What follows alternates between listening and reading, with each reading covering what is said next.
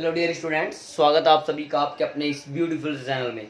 आज अपन स्टार्ट करेंगे class 11th vector का लेक्चर नंबर 6। क्लियर बेटा?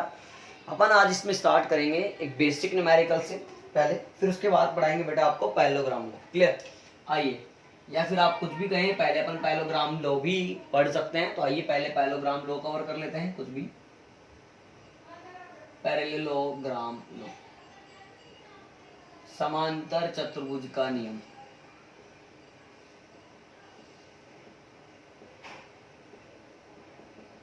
क्या बेटा?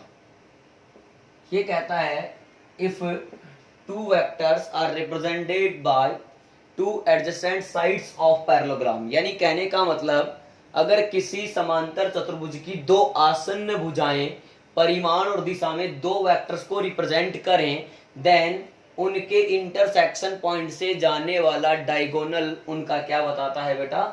रिजल्टेंट बताता है। पहले मैं लाइन लिख देता हूं, फिर इसको मैं समझा भी दूंगा, आप देखना ध्यान से बेटा। इफ या अकॉर्डिंग टू दिस लॉ, अगर पूरा लिखना चाहें तो आप लोग, according to this law, if two vectors are represented by two adjacent sides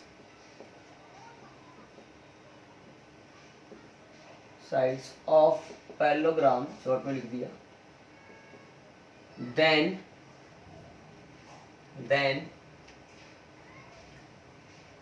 a vector passing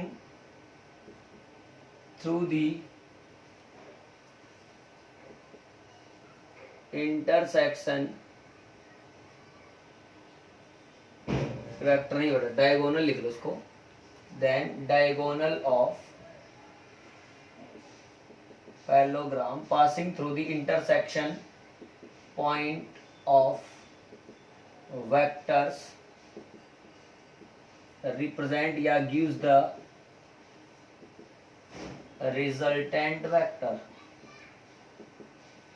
बेटा अगर किसी पैरेललोग्राम की दो एडजेसेंट साइड, मान लो एक ये रही ए वेक्टर या पी वेक्टर, कुछ भी कहो, और एक है ये क्यू वेक्टर, अगर दो एडजेसेंट साइड मैग्नीट्यूड और डायरेक्शन में दो वेक्टर को रिप्रेजेंट करें तो इनके इंटरसेक्शन पॉइंट से जाने वाला डायगोनल, ये रहा डायगोनल, इनके रिजल्टेंट को बताता है। यानी R vector is equal to P vector plus Q vector. बेटा इसको अपन ट्राइंगल लॉ से भी बता सकते हैं। अगर ये क्यू वेक्टर है तो by parallel shifting of vectors we can say that this also will be Q vector. Then according to triangle law P vector and Q vector are in same order but R vector in opposite order, then R vector represent the resultant of P vector and Q vector. Clear बच्चों? यानी R vector की value हमारे पास में आ गई P vector plus Q vector. अच्छा मैं are के magnitude की बात करूं बेटा, वही आने वाला है P square plus Q square plus 2p की कोस थीटा। ठीक बेटा, where theta is angle between p vector and q vector. If r vector makes an angle alpha with the direction of p vector, then we can say that here tan alpha q sin theta upon बेटा p plus q cos theta. This is correct. फटाफट note कर लो बेटा, फिर इसमें थोड़ा सा अपन आगे बढ़ेंगे, स्पेशल केसेस ले लेंगे।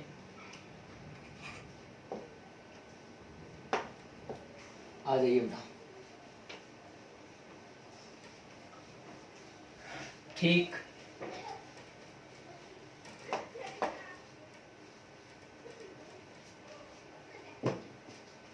तो नेक्स्ट देखो बेटा, आप इसमें अपन ने क्या करा बेटा, स्पेशल केसेस लिए, यानी magnitude of A and B के बेसिस पर अपन ने स्पेशल केसेस की बात करी बेटा। मैंने सबसे पहला केस ले लिया, if A is equal to B या mod of A vector is equal to mod of B vector, then बेटा ध्यान से देखना, मेरी बात ध्यान से समझना। ये ए वेक्टर है और बेटा ये बी वेक्टर है।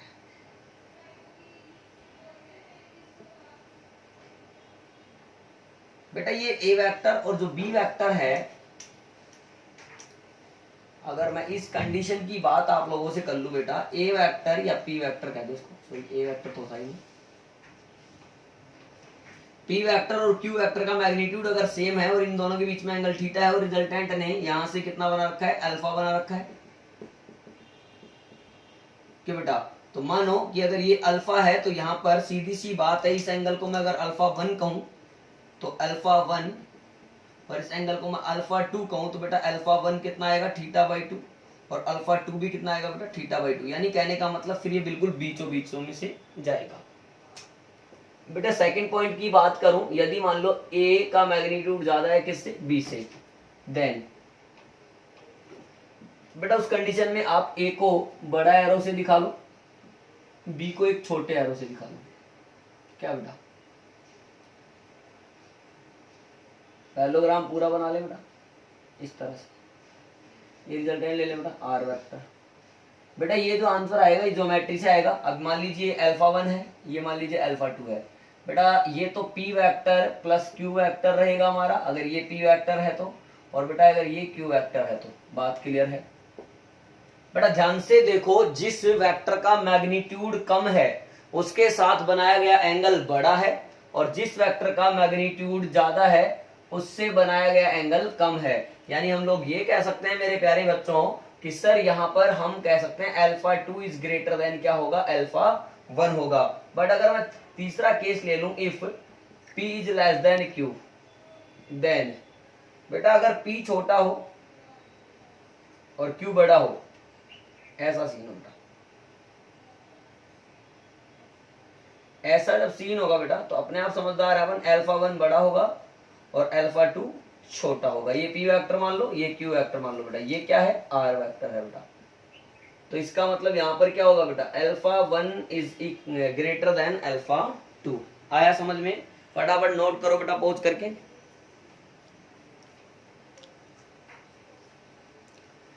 ओके नोट हो गया बेटा, ठीक है।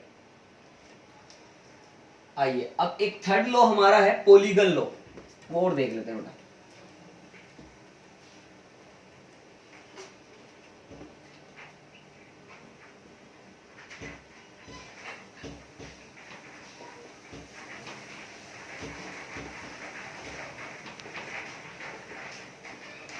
बहुभुज का नियम। अब ये क्या होता है बेटा, अगर 3 या 3 से ज्यादा भुजाएं हो किसी पॉलीगन में, किसी बहुभुज में, और सारी सेम ऑर्डर में हो, देन उनका रिजल्टेंट 0 आता है। बेटा कैसे, मैं बताता हूं आप लोगों को कैसे। जैसे मैंने कहा एक पेंटागन ले ले बेटा अपन इस तरह से, जिसकी 5 भुजाएं। मैंने कहा ये बताती है ए वेक्टर को, बताती है बी वेक्टर को, ये वाली बताती है सी वेक्टर को, ये वाली बताती है डी वेक्टर को, और ये वाली बताती है ई वेक्टर को। देन आप देख पा रहे हैं 3 से ज्यादा है, यानी 5 साइड्स हैं, और ये मैग्नीट्यूड और डायरेक्शन में 5 वेक्टर्स को रिप्रेजेंट कर रही हैं, जो कि बोर्ड पर लिखे हुए हैं, A vector, B vector, C vector, D vector and E vector. और अच्छी बात यह है कि ये सारे सेम ऑर्डर में हैं। Then we can say that resultant of the side A vector plus B vector plus C vector plus D vector plus E vector should be क्या बेटा, 0। यस और नो? अगर एक साइड कोई अपोजिट ऑर्डर में होती तो वो इन सब के रिजल्टेंट को बता देती। आया समझ में? यहाँ लाइन भी लिख सकते हैं, according to this law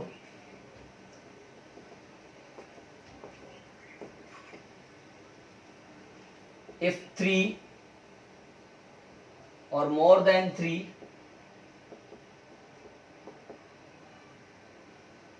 sides, if 3 or more than 3 sides are represented by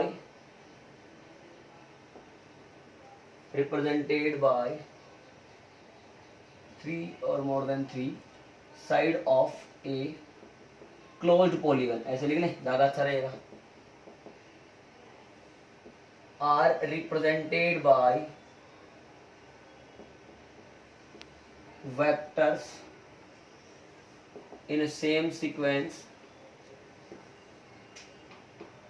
या same order, then resultant is 0।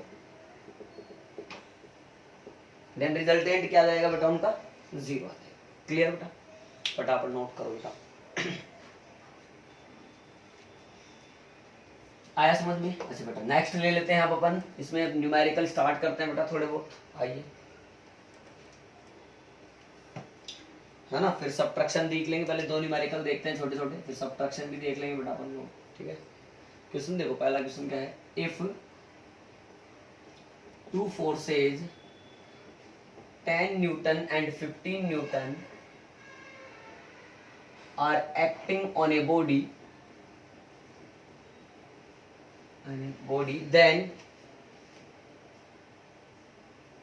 then which resultant is not possible।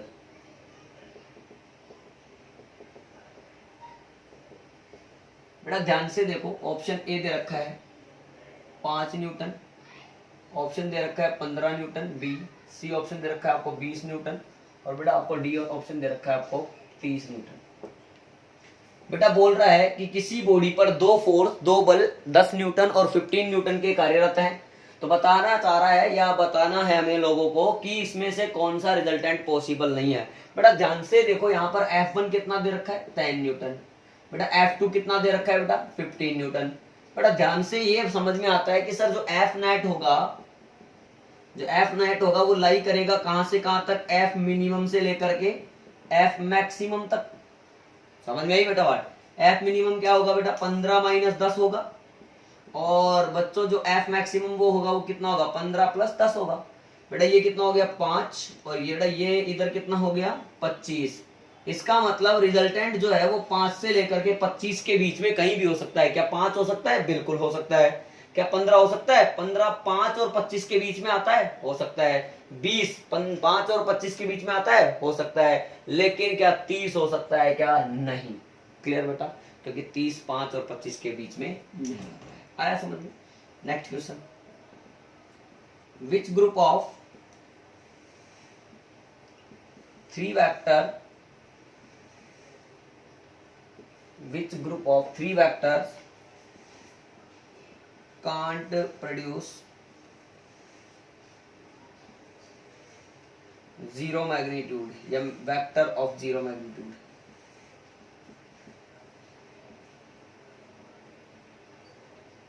बेटा समझना, ऑप्शन दे रखे हैं आपको। पहला ऑप्शन 10, 10, 10 एक ये है, पहला ग्रुप ये है। दूसरा ग्रुप कुछ भी बेटा 5, 10, 15 बेटा। तीसरा बेटा 5, 12, 13। चौथा बेटा कुछ भी ले लो 5, 15 बेटा 40, कुछ भी ले लो बेटा। सॉल्यूशन बेटा ऐसे क्वेश्चन में क्या करते हैं, अब इसमें कोई सॉल्यूशन तो है नहीं। ऐसे क्वेश्चन में क्या करते हैं हम लोगों को ये पता है कि सर जो आर होता है वो हमेशा कहां से कहां लाई करता है, मिनिमम से लेकर के मैक्सिमम तक लाई करता है। तो अगर ऐसा हो रहा है मतलब वेक्टर की कंडीशन सेटिस्फाई हो रही है, और यदि ऐसा नहीं हो रहा है तो इसका मतलब वेक्टर की कोई कंडीशन यहाँ पे सेटिस्फाई नहीं हो रही है। तो बेटा ऑप्शन वाइज चेक करेंगे। सबसे पहले सबसे बड़ा इसमें से देखेंगे। अब इन पहले ऑप्शन में तीनों ही 10 के हैं तो 10 को ले लिया बेटा। अब बाकी दोनों भी 10 10 बच गए, तो 10 10 का जो मिनिमम आएगा 10 माइनस 10 0 आएगा, और बेटा 10 प्लस 10 20 आएगा। इसका मतलब 0 से 20 में क्या 10 आ सकता है? आ सकता है। इसका मतलब ये तो वेक्टर की कंडीशन है, ये 0 दे सकता है। बट 5, 10, 15 को देखें बेटा, सबसे बड़ा कौन है? 15। 5 और 10 का मैक्सिमम कितना आएगा? 15, सही। मिनिमम कितना आएगा? 5। तो 5 से 15, 5 से जो 15 है वो भी सही है, 0 दे सकता है बेटा। 5, 12, 13, 13 ले लिया बेटा। 12 और 5 कितने हो गए? 17, और 12 में से 5 गए बेटा 7, तो 7 और 17 के बीच में 13 आता है, मतलब 0 दे सकता है। 15 और 5 20, तो बेटा, और 15 में से 5 गए तो 10, 10 से 20 के बीच में 40 नहीं आता, तो ये नहीं दे सकता है बेटा। इसलिए correct option is D. Clear बेटा, फटाफट नोट कर लो बेटा पॉज करके। आया बेटा? ओके, फटाफट से अब हेडिंग लगाओ बेटा, सब्ट्रैक्शन ऑफ वेक्टर्स, यानी सदिशों का व्यवकलन या सदिशों का आपस में घटाना। Subtraction of vectors.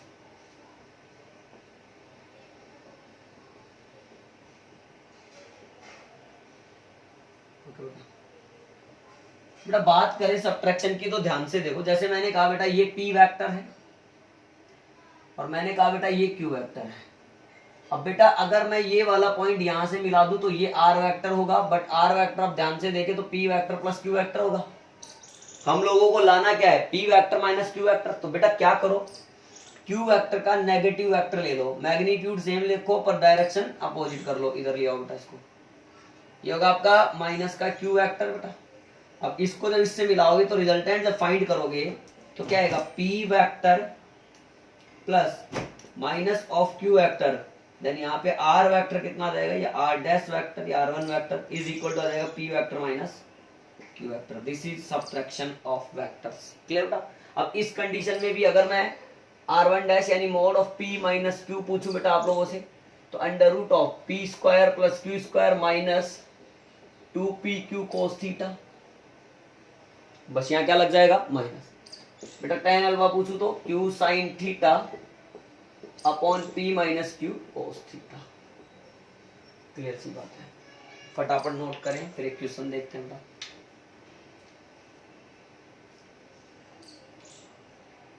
ओके अब एक क्वेश्चन नोट करेंगे बेटा फटाफट से।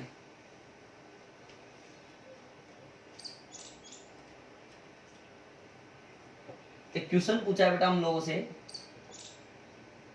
If two vectors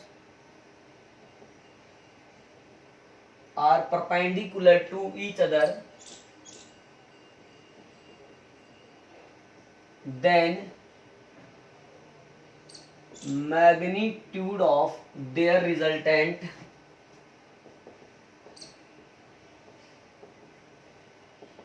is root 10 Newton.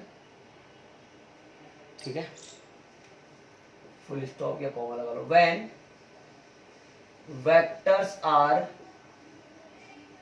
at an angle of 60 degree from each other, then magnitude of resultant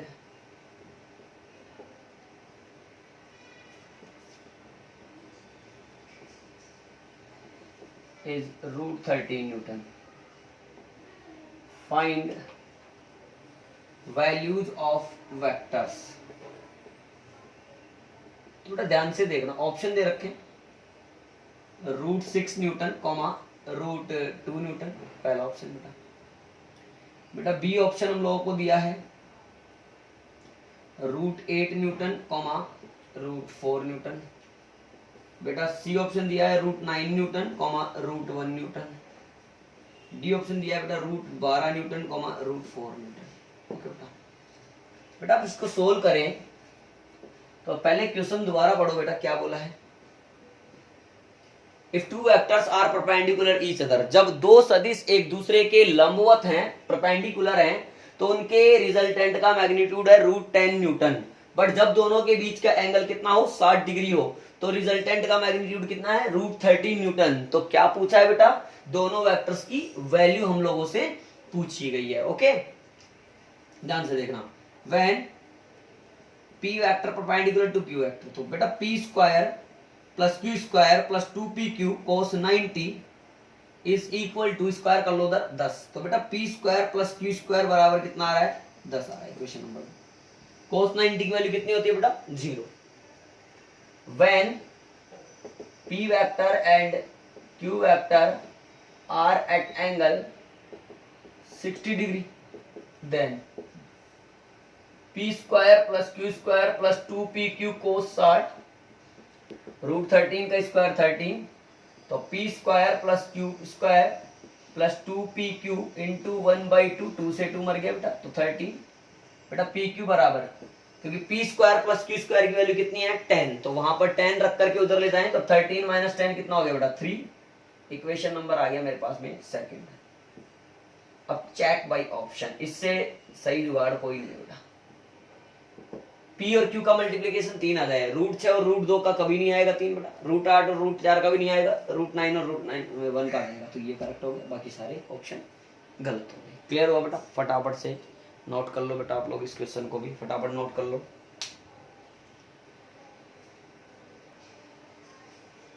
हुआ बेटा, ओके आइए नेक्स्ट क्वेश्चन करते हैं बेटा।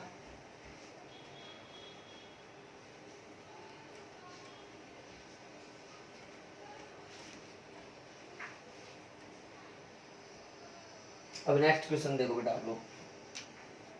नेक्स्ट क्वेश्चन है 3 वेक्टर्स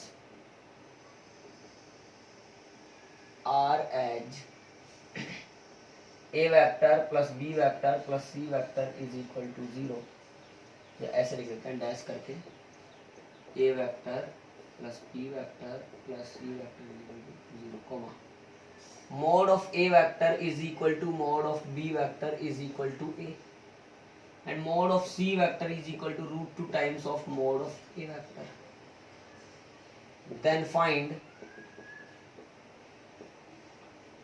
angle between, पहला प्रश्न a vector and b vector, दूसरा प्रश्न b vector and c vector, तीसरा प्रश्न c vector and ये वेक्टर। बेटा क्वेश्चन दे रखा है 3 वेक्टर इस तरह से हैं। अब 3 वेक्टर अगर इस तरह से हैं तो इसका मतलब सीन ऐसा है बेटा, ये ए वेक्टर, ये बी वेक्टर और ये सी वेक्टर, ये ट्राइंगल होगा, ट्राइंगल की तीनों साइड होंगी A B and C, and ये तीनों ही एक ही ऑर्डर में होंगी। तो देखो मैंने ए बी और सी को एक ही ऑर्डर में लिया, तो हम लोग जानते हैं इस चीज को सेटिस्फाई कर देंगे, A vector plus B vector plus C vector बराबर 0 को ये सेटिस्फाई कर देंगे। तो देखना A vector plus B vector plus c vector is equal to 0. This implies a vector plus b vector is equal to of minus c vector. बेटा दोनों तरफ मोड लिया, mod of a vector plus b vector is equal to mod of minus c vector. बेटा इसको लिख सकता हूँ a square plus, अब b का मैग्नीट्यूड भी a के बराबर है, plus a square plus 2a square cos theta is equal to बेटा रूट 2 टाइम्स ऑफ a, दोनों तरफ स्क्वायर कर लो बेटा, तो 2a square 1 plus cos theta is equal to 2a square.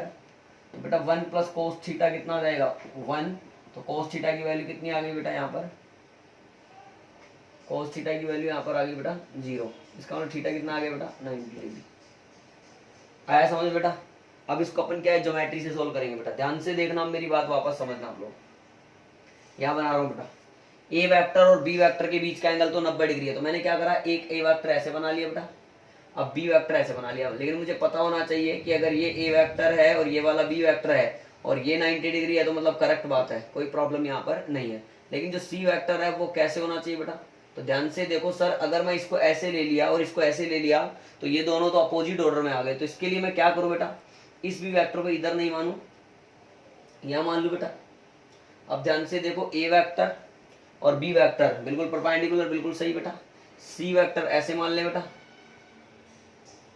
Same order में बेटा, ये root 2 times of mod of A vector है, यानी इसको लिख सकता हूँ रूट 2a, इसको बेटा a लिख सकता हूँ बेटा। वैसे तो ये भी 90 है, लेकिन वेक्टर्स के बीच का एंगल तो ये वाला होगा हमारा 90 डिग्री। अब बेटा ये a अपॉन a, तो अगर ये थीटा है तो tan theta is equal to perpendicular upon base a upon a 1, tan theta की वैल्यू 1 आ रही है, इसका मतलब ये एंगल कितना बेटा 45 डिग्री का, और बेटा ये एंगल कितना है 45 डिग्री का। अच्छा बेटा, अब हमसे क्या पूछा था, ए एंड बी के बीच का 90 डिग्री आ गया। अब बी एंड सी के बीच का देख लो, तो ये बी वेक्टर का हेड है और सी वेक्टर की टेल है, तो ये एंगल नहीं बता सकते 45, इसके लिए शिफ्टिंग करो बेटा, ऊपर ले जाओ बेटा। अब ध्यान से देखें तो बी वेक्टर की टेल यहाँ आ गई और सी वेक्टर की टेल भी यहाँ है, तो इन दोनों के बीच में जो एंगल है वो होगा, यानी ये कितना है बेटा 135 डिग्री। इसी प्रकार बेटा C vector and A vector, तो सी वेक्टर का तो हो गया हेड और ए वेक्टर की हो गई बेटा टेल, तो कहने का मतलब 45 डिग्री इनके बीच में एंगल नहीं हो सकता, तो शिफ्टिंग कर लो ए वेक्टर की पीछे की तरफ, तो ये बचा हुआ एंगल होगा सी वेक्टर और ए वेक्टर में 135 डिग्री बेटा। क्लियर, आया समझ में बेटा? फटाफट से नोट कर लो बेटा पॉज करके।